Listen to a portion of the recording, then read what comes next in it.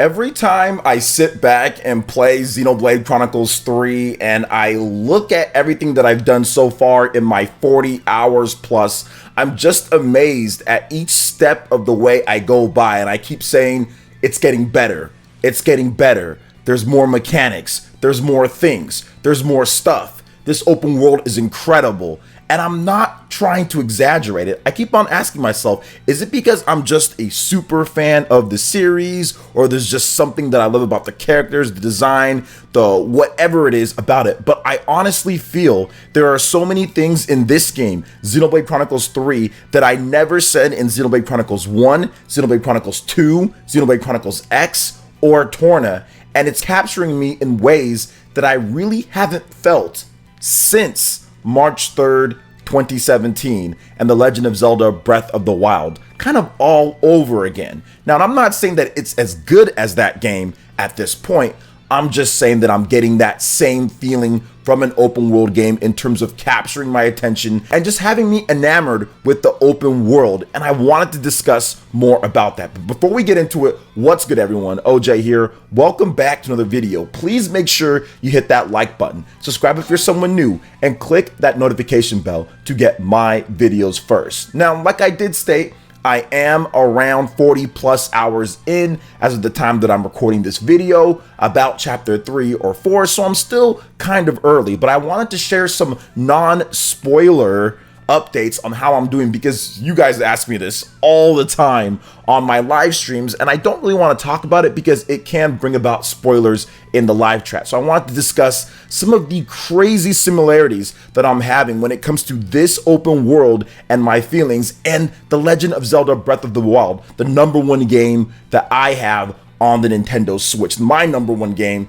on the Nintendo Switch. So the true open world really feels like there is so much to do. Like, you see these little question marks that are out there and you immediately want to explore. You see something off in the distance, you say, okay, I want to check that out, I want to go over there. Very similar to how The Legend of Zelda Breath of the Wild is. Now, how you get there and what you do and what transpires once you get to wherever you are is completely different. So I'm not saying they're the same in that respect, but I just have that sense of amusement and I have that sense of discovery and wanting to know what's going on and what can I do to get there and what is over there. Now, exploring new areas and seeing beautiful landscapes, I think that even with the Nintendo Switch, it not being the strongest system out there, it not being like a PlayStation 5 or an Xbox Series or even the PS4 or Xbox One when it comes to power, I think that Monolith Soft and how they design their open worlds, they punch way above their weight limit. You know, they're like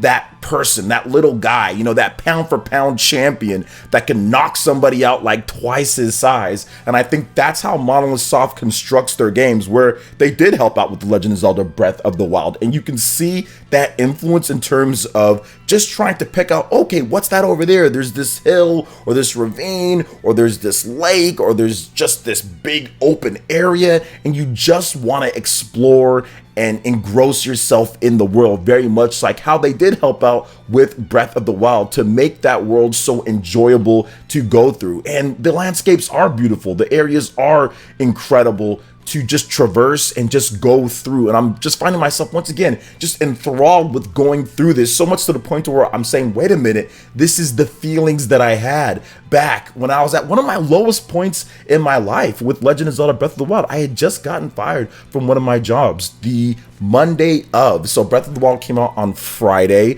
and the Monday I got fired that Monday there. So this game really helped and lift me and pick me up with Breath of the Wild. And now things are going much better, but it makes me kind of look back and say, okay, there was that time when things weren't going so well, and now at this point where things are going a lot better, but there's the common connection of video games that help you, whether you're down or whether you're up or whatever the case is. So I'm loving what's going on, the similarities with Breath of the Wild and the open world, with Xenoblade Chronicles 3 and the similarities, and how Monolith Soft has crafted this area. It's just incredible to see. And when you go across, you find these new tough, unique bosses to fight that have all these crazy strategies where you think, okay, I'm a number of levels over them, and I'm playing on the hard difficulty, by the way. So even if you're above the level of someone that you're fighting, that doesn't mean it's going to be an easy victory if your strategy and your technique and your preparation is not solid and sound. And it's even harder sometimes when you're trying to level up other classes and then you want to test out if this build or if this team is good with any number of defenders or attackers and everything. And sometimes you get slept. Sometimes you just get knocked out for it, but it's fun just to experiment and go through. So it's something that I've just found myself just so happy with the new class-based system and how it just helps breathe, I would just say, new life into even wanting to test out new things and explore new areas and just kind of just use different tactics. So I love that about this game, and it reminded me of Legend of Zelda Breath of the Wild, not in a class-based system, but just trying out new techniques, trying out new combinations with the Sheikah Slate, doing different things, manipulating different stuff. There's a lot of variety in the combat systems here too as well. So I do want to mention this too, because I think that as you explore the map and you kind of go through, you find new characters that are just all throughout there. You find new heroes to do their different quests and to liberate colonies. And I think that the super intriguing story, the setup, and kind of just the premise of it is so exciting and so fun to go through and kind of dig deep into and see what these characters are thinking, their motivations, the side quests and everything. It just has me thinking, man, this is just a crazy, super intriguing story with the cutscenes and the voice work. Everything is just super solid with it. And while Breath of the Wild didn't have all of it that it had, the really crazy story of the Calamity War and 100 years in the future and what's going on with it, it kind of entrenched me. It entrenched me in the same type of way of intrigue in terms of how is this going to turn out? How is it going to end up? So I'm just having, once again, that 27 feeling with it, and it's awesome. It's awesome to have that because I haven't had that with an open world game since 2017. And I do want to mention one of the things that really does help out the open world when it comes to interaction with it is that the fact that the field skills are not handled like Xenoblade Chronicles 2. I love the fact that you just learn them and then you can just use them from there. So if you do the side quests and you kind of make sure that you go around and explore, you're going to get the field skills in a much better way better handled than how Xenoblade Chronicles 2 did that. And I think that it really does boost the appeal of the open world when it's done that way, when it's done the right way. Just like Legend of Zelda Breath of the Wild introduced new different things, new different ways to traverse, new different ways to get across, new different shortcuts and different type of things, and a great map system. Xenoblade Chronicles 3 has finally caught up to a lot of what the modern games in terms of big open world RPGs would do, and I love it for that. It's honestly really cool. Now the combat, when you are, because that's like part of the open world too, is like where you fight, what happens, what's going on, and it just feels like the combat has so many layers of depth that each time that I peel one layer back, a new layer is revealed. And they're like, oh, well, you can do this, this, and this. And I'm like, okay, well, let me do that, this, and this. And then all of a sudden they're like, okay, well, here's this and this with something else, or here's a new hero. You can learn this class, you can try this strategy or this tactic. There's so many different types of combinations. It's insane. And what I like about it, it's that it's not predicated on having affinities or having certain types of elements like Xenoblade 2. It's more predicated on, okay, how do you want to do this tactic with the game? How do you want to play about it? Do you want to have a bunch of defenders and healers and kind of be a stalwart tank, or do you want to go in guns blazing with little defense and try to knock your enemy out before there's anything even going on and really buff up your tanks or buff up your agility and things? So to me, it's just the perfect Xeno combat system that takes some of the things from all the different games, takes some of the best things, puts it all together, then says we're going to add a new coat of paint to it and some new things to it as well. So I love that about it. So when you combine that with the open world, the traversal and everything, it just creates an open world game that just feels completely unique when it comes to Japanese RPGs. So I'm very happy with what they've done there as well with the combat and how everything just kind of flows together. Now, once again, I've said this before and I'll say it again here. I haven't enjoyed an open world game this much since 2017, The Legend of Zelda Breath of the Wild. Now, for those that are asking, Xenoblade Chronicles 2 and Xenoblade Chronicles 2 Torn of the Golden Country, those aren't necessarily open world games. They're kind of like more open-ended games, but not necessarily true open world games. And I think Nintendo was very clear when they didn't really call it an open world game. I think even the original Xenoblade, not necessarily a true open world game, but very big and open-ended. But I know that for a fact, Xenoblade Chronicles X was definitely huge open world game, and I'm enjoying it a lot more in terms of the open world. Despite not having the mechs, I'm still enjoying the open world of Xenoblade Chronicles 3 more than I am with Xenoblade Chronicles X. And I think probably because of how the field skills are handled, because of the hero quest, because of some of the other things that you can do within the open world is why I like exploring it a bit more. While the scenery and everything and kind of going through is all mechs is nice, but I just feel that there's something about how Xenoblade 3 does the open world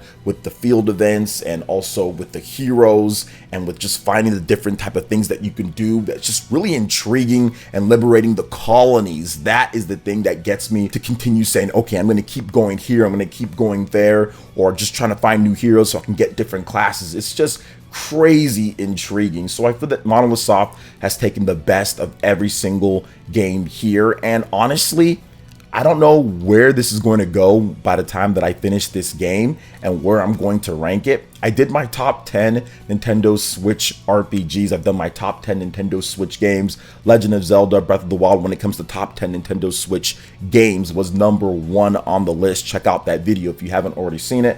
But I'll say this is one of the strongest contenders for my own personal best game on Nintendo Switch since Astral Chain, Fire Emblem, Three Houses. I mean, these games, obviously Metroid Dread, some of these games that have come out have been incredible, but Astral Chain was one of those games that I'm like, man, I might like this as much as Zelda, but it fell short in a number of areas for me to get there. I think that Xenoblade Chronicles 3 has the content, it has the open world, it has the story, which Astral Chain is lacking just a bit. It has the story to really kind of surpass or be on the same level, because Breath of the Wild story obviously isn't incredible, but the premise and the setup and the intrigue is very, very good with Breath of the Wild. I'm just enthralled with the story of Breath of the Wild and the lore and everything there. And I think that Xenoblade Chronicles 3 has that history to actually make up that ground, if not surpass it, when it comes to everything, which I think it kind of already does in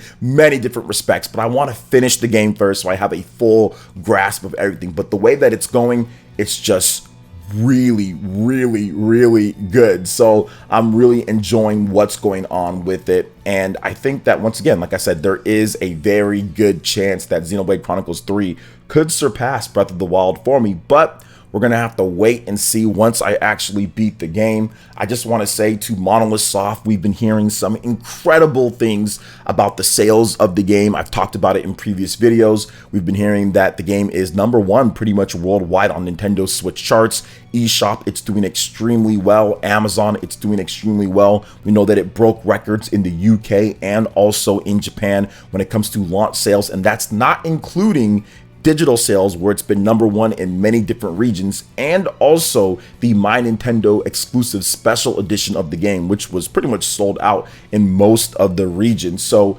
very, very good to see Xenoblade finally get its respect. Should we say respect? Respect that it deserves out there, because many people felt that this franchise was kind of low tier and not necessarily up there in terms of quality with a lot of Nintendo's other franchises. And I think that to some degree, yes, but I feel that Monolith Soft really just needed the opportunity, time, and money on the Nintendo Switch to truly build something that they needed to build. And this is that game. It's that major big breakout, probably 3 million plus unit game for Monolith Soft. So it's going to be exciting to see what's happening in the future for Monolith Soft. They've been teasing a little bit when it comes down to it, so I'm very excited to see what they do next. But what are your thoughts when it comes to Xenoblade Chronicles 3? How does it stack up with some of the other open world games that you guys love out there? Please let me know what you think. How does it stack up with Breath of the Wild? How does it stack up with maybe some of your other favorites, Elden Ring, or other games that have came out recently, or some of your favorite open world games of all time, or open world RPGs of all time? I'd love to hear what you guys have to say in the comment section below. All right, guys, that wraps it up for this video here. Thank you so much for watching. I do appreciate it. Please make sure you hit that like button, subscribe if you're someone new, click that notification bell, and we will see you for the next video. Peace.